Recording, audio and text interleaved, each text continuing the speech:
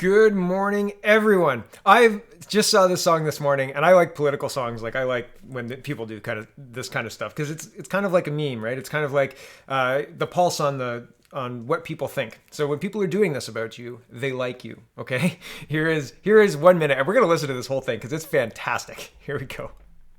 No way I can make it down that ramp. I said, there's no way, there's no way I can make it down that ramp without falling on my ass. There's no way, there's no way. General, somebody grab me so fast. I don't want that. And this was a steel ramp, really, really steep. No handrail, it was like an ice skating rink. I said, there's no way, there's no way I can make it down that ramp without falling on my ass. Inch by inch, I took these little steps. When I was 10 feet short, I ran down the ramp. I ran down the ramp. I looked very handsome. I ran down the ramp. There's no. All right, maybe that was a bit long. Forgive it. I appreciate the indulgence, but it was fantastic. When people do that, they like you, and that was well done. I remember watching that speech, and it was a funny speech. It's an even more funny song. Here's Joe Biden, and he's trying to sound strong in the same way, emphasizing the same thing. Millions, right? I'll play this clip. He sounds lost. He sounds old, and I don't think he can keep up with like the hottest song for the last day of summer, right? Today's the last day of summer. Tomorrow's first day of fall. Here's Joe Biden. And perhaps, most cruelly of all, if Donald Trump has his way, the complications from COVID-19, which are well beyond what they should be. It's estimated that 200 million people have died, probably by the time I finish this talk. 200 million. Wow. I think that's not accurate. I think that's not accurate. And so Joe Biden is not looking very good, and Donald Trump is looking more strong by the day. We're going to focus on Ontario because Ontario is increasing its COVID lockdown measures. And yesterday, I apologize, I did a bad segment. In my opinion, it was a bad segment on PCR. I think that's it, PCR tests. And I've got an update to that today because the PCR tests, I understand it better and I understand why it's not working, why the tests are flawed. Okay, so I'll explain that much better than I did yesterday. But first, here's Doug Ford. This is a clipped together news broadcast with Miss Yaff and Doug Ford from yesterday, and Miss Yaff talking about the 50% false positives that the COVID-19 test yields. And so I'm going to explain why in a minute. And first, here's Doug Ford. I know that testing is absolutely critical. It's the top priority for us right now. It's essential. Today, we set a new record for testing with 39,000 tests complete. It's a good sign we're heading in the right direction. I think a lot of people think that testing is going to really solve the whole problem, and it isn't. It's one component of a response. If you test somebody today, you only know if they're infected today. And in fact, if you're testing in a population that doesn't have very much COVID, you'll get false positives almost half the time. That is, the person actually doesn't have COVID, they have something else, they may have nothing. So it will just complicate the picture. Weeks ago. Okay, and this part we're going to come back to listen to Doug, but I want to explain what I was talking about yesterday. Here is this is a BBC interview, and it says the manufacturer of consent used PCR tests in a way that gives positives, many of which are false. Mainstream media reports positives as new infections. Class deaths for any reason within 28 days of a positive test as COVID-19 deaths. Panic public consent to restrictions. And what's happening is more restrictions are happening in Ontario. Doug is saying the cases are increasing, so we have to lock down. So 10 people inside and 25 people outside. But it's personal parties and private gatherings. It's not businesses or anything like that. It's not schools. And again, these orders make no sense. Like it makes no sense. Your kid is going to interact with a whole bunch of people outside of your bubble, right? Interacting with 10 people. Well, I don't know that it's going to be meaningful, but the test is what I want to focus on. So here's why PCR tests are not very good. And here we go. Because you can shed RNA for up to 3 months, despite having the infection for only 8 days, you end up with this problem of false positive. You are identifying too many people who could have had the infection in the past.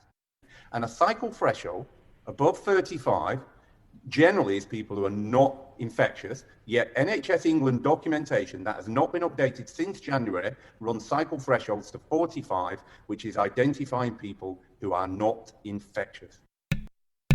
Okay, so I'll just leave it there. Link is in the description if you want to watch the whole clip. There's other meaningful parts of this, but I want to get back to Canada. Okay, so I'm going to show you the New York Times, and then I'm going to show you the Canadian cycles. Okay, that's what this is. This is real-time PCR-based SARS-CoV-2 detections in Canadian laboratories in Journal of Clinical Virology, Public Health Agency of Canada, NML, and key provincial PH hospital labs. PCR cycle threshold 33 to 45.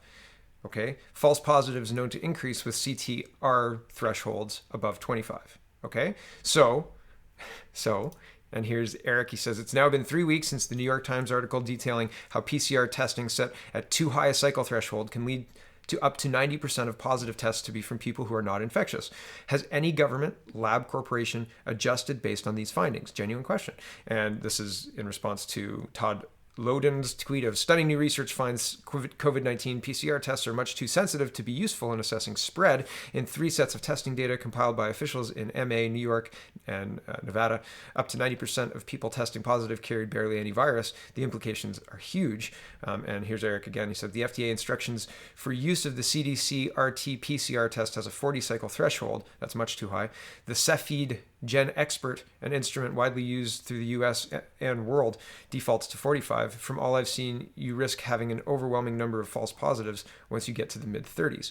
Okay, so the tests, and here's the link to the PCR, excuse me, I don't think PCR is right. PCR cycles, and they're there.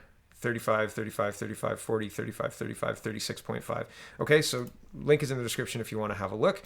And here is CBC News alert from yesterday. Ontario reports 365 new cases of COVID-19. 40,000 tests were processed. So when you increase tests, when you test a population low in COVID, according to Dr. Yaff, you will get false positives at least 50% of the time. And with a high PCR setting above 25, you will get false positives, according to these guys, up to 90% of the time. And we're testing more people, populations with low COVID, and it's yielding false positives. And they're justifying these new lockdown measures with the case numbers. Okay, now back to Doug Ford. I just want to finish this off because it's important. He's going to spend the next 30, 40 seconds talking about case numbers. Here we go. We were around 80 cases. A week ago, we were around 200 cases. Now, we're over 400 cases and climbing. Folks, the alarm bells are ringing, so don't try to get around the rules. This is about everyone's health and safety, and we have to come down hard.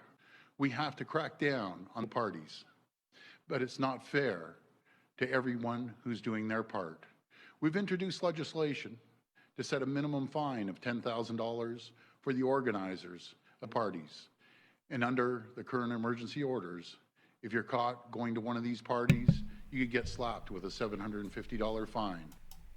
The alarm bells are certainly ringing, Doug, but it's not because of the case numbers, for all of the reasons that I've said. The testing is flawed, 50% false positives, it's too high PCR cycle. And why are the alarm bells ringing? Well, because you're using these numbers to justify further lockdowns.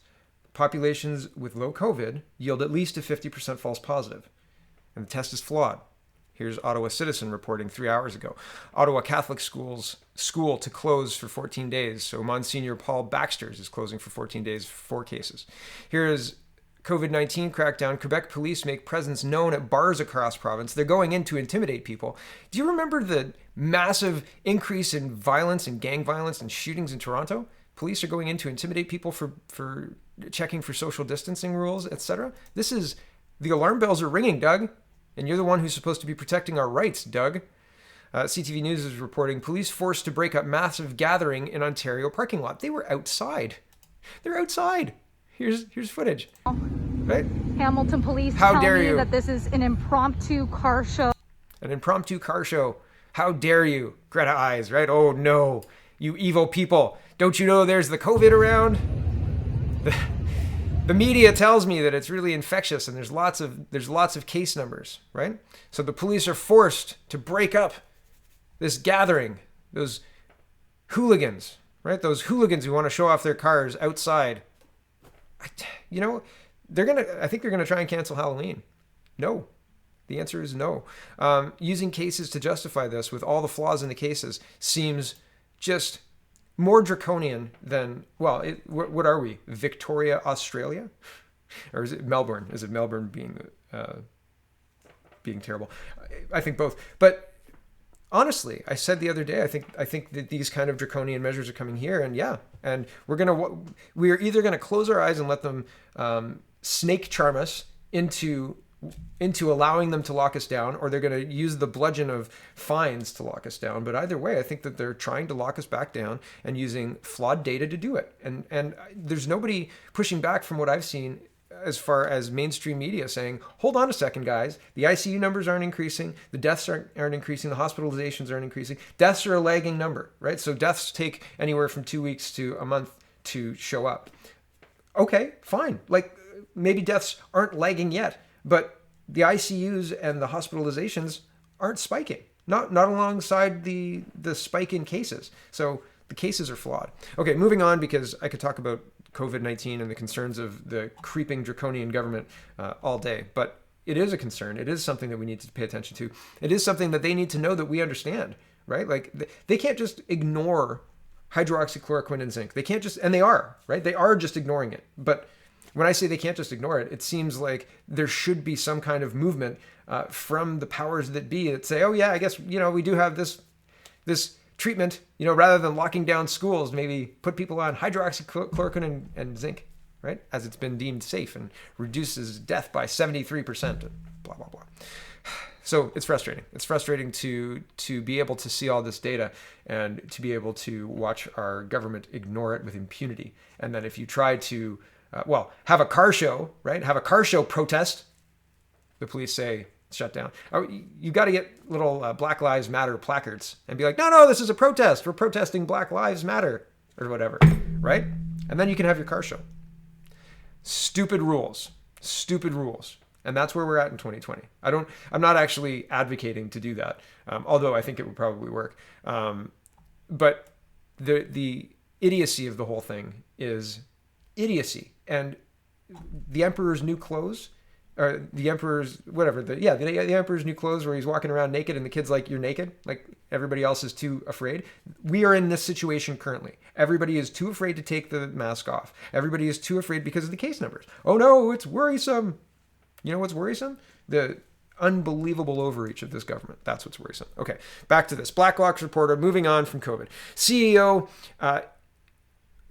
Evan Siddal, there we go, quietly pulls CMHC funding for study on home equity tax after publicly denying CMHC funded study on home equity tax. Blacklock's reporter. And here's the email. He says, I would like to send a letter to Paul Kershaw insisting that CMHC dollars not be used to support any study of an equity tax. Is that okay? I don't think that that's how CEOs yeah, you can ask, is that okay? But this is the CMHC's money and we're in control of it and you work for us. So, hi, don't use the money for this, blah. And the fact that they were using the money for that initially implies that the CMHC wanted them to, okay? And Holly Doan follows up, CMHC denied purposely funding research into home equity tax. CEO Evan Siddal blamed Blacklock's reporter for irresponsible reporting and disclosing the study in the first place. Well, they got caught again, just like these liberals get caught. Here is an interesting leak. This was going to be a bigger story. I think this is going to be like the Panama Papers. It's either too complicated or the layers are too many. The implications are big, but I don't think anything is going to happen about this. And that's like, look at what happened to the Panama Papers. Nothing. Okay, Canada's largest international bank, HSBC, has once again been caught participating in money laundering. The full report will air on The National. Here is the 30-second teaser. Here we go. Hello everyone, I'm Natasha Fata reporting from the CBC Newsroom. Canada's largest international bank, HSBC, has once again been caught participating in money laundering. The revelations come in a massive leak through the U.S. media outlet BuzzFeed to the International Consortium of Investigative Journalists, which includes CBC and Radio-Canada. Over 400 journalists in 88 countries have searched through the documents from the U.S. Treasury Department. More details at cbcnews.com. So lots of research into these documents and where's this money going, etc. BBC's got a little thing on it. I'm not gonna read through this. It's basically there's lots of money laundering, and there's lots of money laundering happening in Victoria, BC, and there's an actual name for the money laundering that's happening in BC. It's called the Vancouver method, and it's been known for a long time. HSBC in 2012 was caught financing or allowing bad money, dark money, Ponzi scheme money, illegal money, bikers, and all sorts, Al-Qaeda, terrorism, all sorts of money through their networks. And they were going to get like $1 billion fine for it. And then they said, no, we'll clean it all up. And they did clean it all up. But by 2013, they're back in this with $1 trillion scheme, right? Like it's not a small amount. Like it is. Yeah, $2 trillion. So the leaked SARS, and SARS are, SARS are suspicious activity reports. So the leaked SARS had been submitted to the U.S. Financial Crimes Enforcement Network, or FinCEN, between 2000 and 2017, covered transactions worth about $2 trillion. That's a lot of money. And I can't remember exactly how much the Panama Papers was worth, but I think this one's bigger. Do I think anything can happen? No, I really don't. I don't. They've figured it out, and they're really good at saying, oh, I don't know what company that. Look at We. Like, We's a backwater, like, as far as these people are concerned, right? Like, at this level, this $2 trillion level, We's a little backwater, right? And we had numbered companies that own property through parents. So, like, a couple of steps away for shielding purposes, right? They did that on purpose. It wasn't an accident. They didn't call the lawyer and say, hey, we'd like to set up a charity. And the lawyer was like, you need a numbered company. They did that on purpose. So these people know the game. They know the people creating the laws. They know that the people creating the laws are going to protect the game, because Bill Morneau was finance minister until he messed up one too many times and then told Justin Trudeau that, whoa, we need to rein in this spending, right? Gone. See you later there, buddy. But you know, if We's a little tiny little player and they know how to shelter their taxes, $2 trillion is probably a drop in the bucket of what's sheltered and et cetera. It's just what's on paper that these banks were like, oh yeah, that looks a little bit dicey. We'll file this report. So, you know, nothing's going to happen. I think that's the short version of that. Nothing's going to happen. Okay, moving on to carbon taxes, because when the COVID-19 gets provably too much for the public to believe, then you've got to have your fallback, right? But I'm going to show you that carbon taxes don't work. Battle over carbon tax goes before Supreme Court on Tuesday. Prime Minister Justin Trudeau's carbon tax is going on trial on Tuesday. The Supreme Court of Canada is set to hear appeals in 3 separate cases to determine if the federal carbon tax legislation is constitutional or if it encroaches unacceptably on areas of provincial jurisdiction. Appeals courts in Saskatchewan and Ontario upheld the law, while Alberta Court of Appeal ruled it unconstitutional. The Supreme Court case could be a make-or-break decision for one of the central pillars of the liberal climate agenda. It accounts for as much as 40% of the cuts to greenhouse gas emissions needed to meet Canada's obligations under the Paris Climate Change Agreement. Okay, I don't agree with the Paris Climate Agreement because it doesn't cut emissions, and neither does a carbon tax. Federal Post, or Financial Post, is reporting last year in October why the federal carbon tax won't work to reduce emissions. And here is the Western Standard reporting. Report says carbon taxes in BC and Alberta failed in not lowering emissions. They failed, yes. They don't lower emissions. They just give lots of money for people to spend, politicians to spend, and say, oh, we're greening the economy. It's subsidy for green technologies.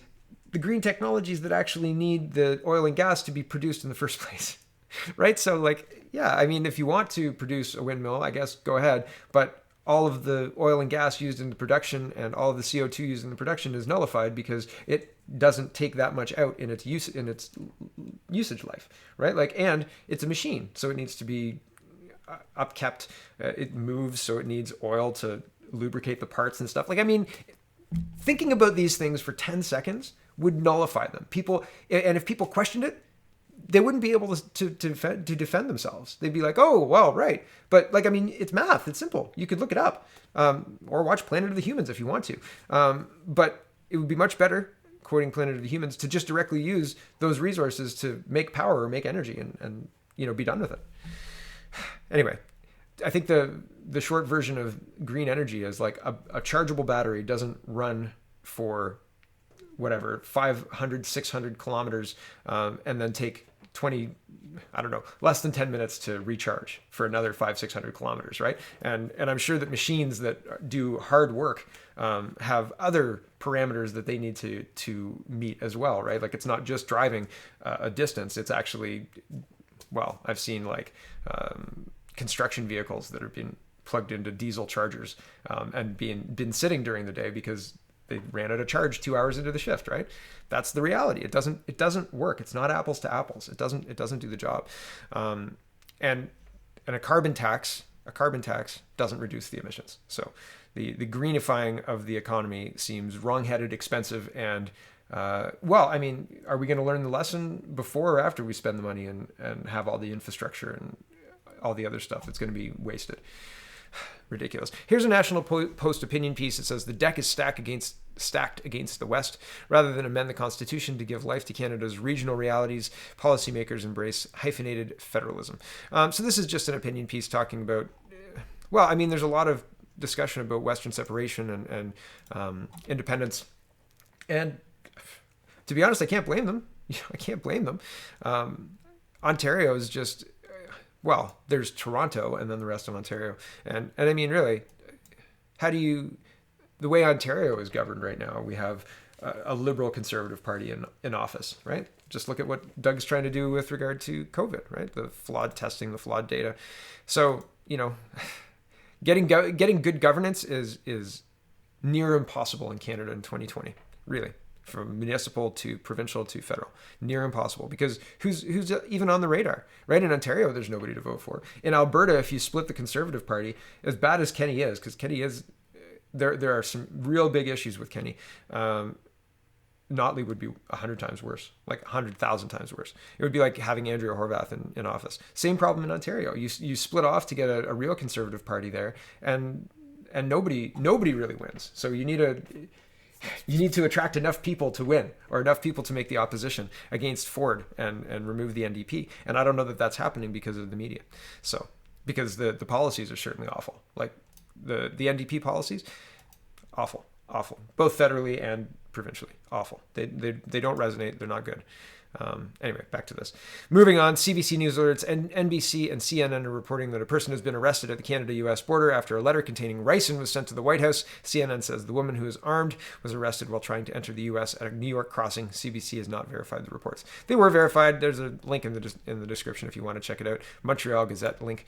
I'm not going to read it. Just wanted you to know that somebody was arrested. Evan Solomon was holding a minister to account. And he says, if human rights concerns are one of the conditions that stop free trade talks with China, how does Canada justify the trade of light armored vehicles with Saudi Arabia? Evan gets a little snarky. He's like, oh, so it's not justifiable, but you're going to do it anyway, basically. I'm not going to play it because I'm already at the end of the show length that I like to do, and I've got 2 more tabs. Okay, so here's Richard Zussman, and he says, ministers in Horgan's cabinet not running again, updated list. There are 7. There are 7. I'm not going to read them all out, but 7 cabinet ministers saying no, we're not running again. That's a problem. There's some issues happening in Horgan's cabinet, so we're going to see some big shifts in BC, I think, because if this is indicative of people being unhappy or not wanting to push whatever's going to happen next, because who knows what's going to happen next. Yeah, I don't know. Back to my point earlier of getting good governance in Canada is next to impossible in 2020. In fact, I believe it to be impossible, completely impossible. And there are many reasons for it. But having a government that is not willing to entertain critical race theory, or having a government that is focused on prudent financial solutions, maybe focused on having a finance minister who understands what finance ministers do, that kind of stuff, right? Not a chance, right? And provincially, wow, COVID-19 is the biggest thing ever. I have to wonder if that's money related. I have to wonder if that's there's an incentive that the public is not aware of. I don't know. I really don't. I can't imagine looking at the data and saying, you know what we need? Lockdown. And sure, maybe some people come and say these are the projections, but the models were wrong the first time. If the models were wrong the first time by a factor of whatever they were wrong by, and it was quite a lot from what I was looking at. I don't have the links, but they were wrong by a lot. Then you look at these models with a grain of salt, at least maybe an entire rim of salt, right? Like you can't be like, okay, health people, you were right about the masks all along. You were right about the borders all along. And you were right about the modeling for the first time too. So we'll just listen to you without pushing back or saying anything about the data that we've got here. And what about those PCR test thresholds? Like, how can a premier sit there and say, we're telling you everything that we know. And then people say, but Doug, look at what we know. And he says, yeah, but look at those test numbers. The alarm bells are ringing. Doug, the reason the alarm bells are ringing is because you are becoming as bad or worse as the government in Australia. And you need to give it a break, my friend. I was a Doug Ford fan at the beginning, and now I'm done. I'm done with him. But again, good governance, Ontario 2020. Is it happening? I have no idea. I don't know. Who would you vote for? NDP? Just stay home on election day. Put my tinfoil hat on. Okay, this is Dan Dix in Vancouver. He says it's not every day you see armed tanks with guys with guns hanging out in the top in downtown Vancouver. I said, is there a UN printed anywhere on those tanks, Dan? Can you have a look for us? All right, that's enough out of me. Thanks for watching, everybody. Check out CanadaPoly.com. Check out CanadaReport.co. And man, I hope something happens. I hope something happens. I guess this was pretty good. No way I can make it down that ramp. All right. Have a wonderful, wonderful